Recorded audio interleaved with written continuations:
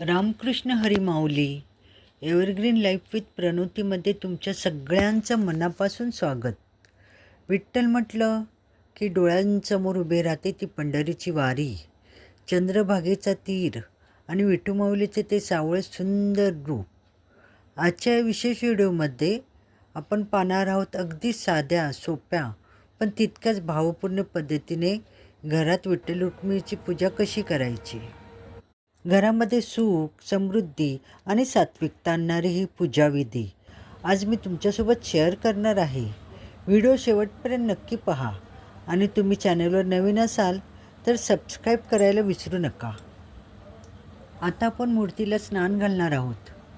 जर तुमच्याकडे तांब्याची किंवा पितळेची मूर्ती असेल तर तुम्ही पंचामृताने अभिषेक करू शकता. आज मी साध्या स्वच्छ पानाने आणि तुळशीपत्राने माऊलीला अभिषेक करत आहे. मूर्तीवर पाणी घालताना मन अगदी शांत ठेवून ओम नमो भगवते वासुदेवाय किंवा विठ्ठल विठ्ठल विठ्ठल नामाचा जप करावा. स्नान घालून झाल्यानंतर मूर्ती मऊ कापडाने हलक्या हाताने पुसून घ्यायची.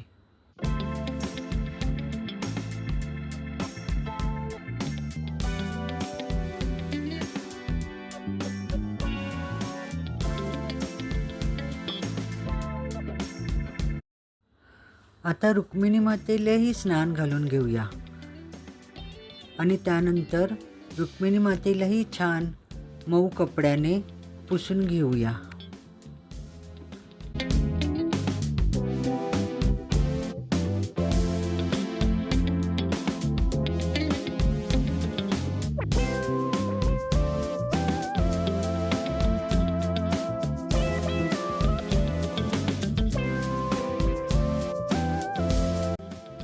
आता विठ्ठल रुक्मिणीला विराजमान करण्यासाठी मी ते छोटीशी फुलांची छान असं डेकोरेशन करून घेत आहे. प्रत्येक शुभकार्यात फुलांचं डेकोरेशन, रांगोळी यांनी खूपच एक वेगळं महत्त्व आणि आनंद, वातावरण अगदी प्रसन्न होतं.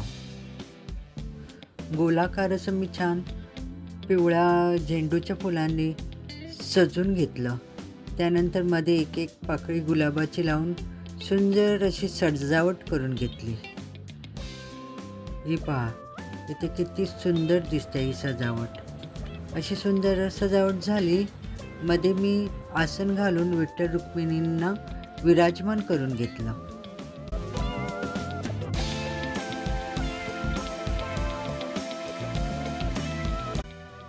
विठ्ठलाला चंदनाचा पांढरा किंवा पिवळा टिळा खूप प्रिय आहे. आता आपण माऊलीला चंदनाचा टिळा लावून घेऊया. तसंच रुक्मिणी मातेलाही चंदनाचा टिळा लावला आणि हळद कुंकू लावून घेतले. इथे रुक्मिणी मातेला मी हळद कुंकू लावून घेत आहे.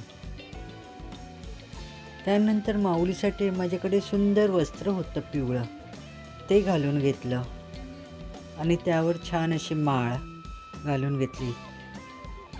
खूप सुंदर दिसतंय रूप माऊलीचं. त्यानंतर रुक्मिणी मातेलाही मी छान असं वस्त्र घालून घेतलं, तिलाही माळ घालून घेतली. त्यामुळे अगदी विठ्ठल रुक्मिणीचा अगदी चेहरा खुलून दिसत होता, खूप सुंदर दिसत होते. त्यावरच्या ह्या माळी खूप सुंदर आहेत. ह्या विठ्ठल रुक्मिणीसाठी माळा मी बाबुलनाथ येथे गेले तिथून घेतल्या होत्या आणि आता मी ही विठ्ठलांसाठी छान अशी गुलाबाची मी हार बनवून घेतला, तो छान घातला. त्यामुळे रूप अजूनच सुंदर दिसायला लागलं. आणि रुक्मिणी मातेला मी झेंडूचं फूल वाहिलं. दोघांनाही परत मी पिवळ्या झेंडूची फुलं वाहून घेतली. त्यामुळे अजूनच रूप जसं मी हे करत आहे तसं रूप खूप अजूनच सुंदर खुलून येत आहे. पूजा झाल्यानंतर आपण माऊलीला नैवेद्य दाखवणार आहोत साखरेचा आणि त्यावर तुळशीचं पान ठेवायचं.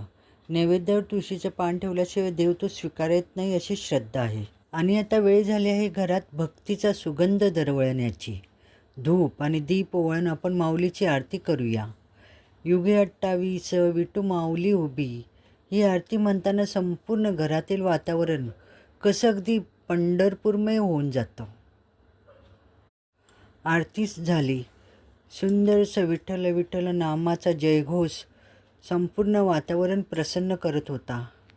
खूप सुंदर वातावरण तयार झालं होतं आणि माझी विठ्ठल रुक्मिणी माऊली तर एवढ्या सुंदर दिसत होतं की वाटत होतं माझीच नजर लागेल की काय. एवढं सुंदर रूप आलं होतं. तुम्हीही पहा, तुम्हालाही नक्कीच आवडेल. आवडल्यास कॉमेंटमध्ये एकदा सांगा. तर अशी अगदी साधी, सोपी आणि भावपूर्ण विठ्ठल रुक्मिणीची पूजा आज आपण एकत्र पाहिली.